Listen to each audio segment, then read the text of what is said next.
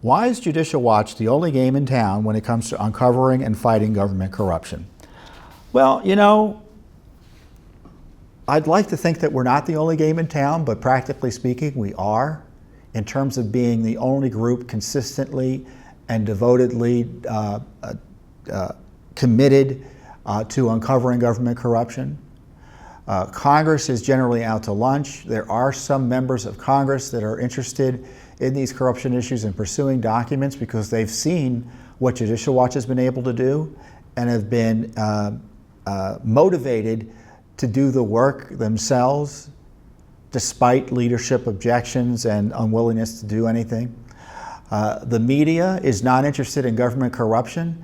To the degree they are, it's generally to promote more government spending and socialism. They don't take the approach that Judicial Watch does, that government corruption is endemic to big government. If you like big government, you don't want to expose its corruption.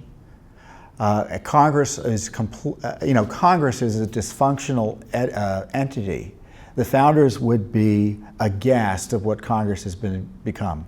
Under our constitutional system, the preeminent branch of government is the legislative branch. They appropriate all the money, they raise all the taxes, there'd be no army, there'd be no military, there'd be no judiciary, there'd be nothing without congressional action. And yet the Congress sleepwalks through its work now. They write checks with their eyes closed, they don't provide oversight over the agencies, and when they do, it's half-baked and barely competent. So into the gap stands Judicial Watch. We are doing all the work that Congress should be doing. The Justice Department doesn't want to do this work.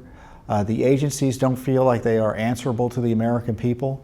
So we use the court process to make them accountable. It's an imperfect process, but no one else is willing to do it.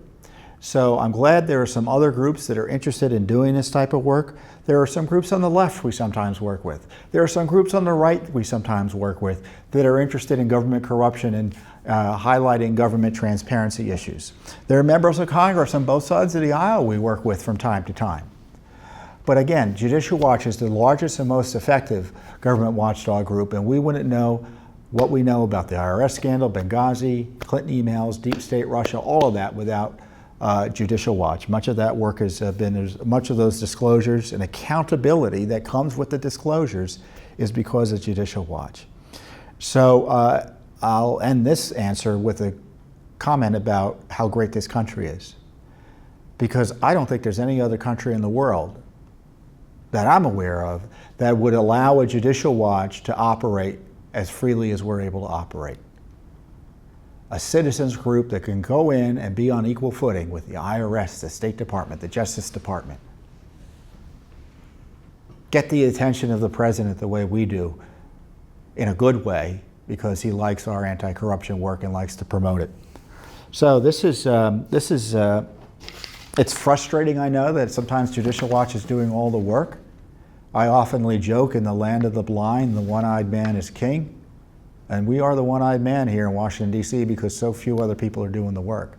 Congress doesn't want to do it for, you can count the reasons. So we are happy to do all the heavy lifting. But and I think you should demand that Congress step up and the executive branch make fighting corruption an essential part of governance as much as raising your taxes and collecting your taxes.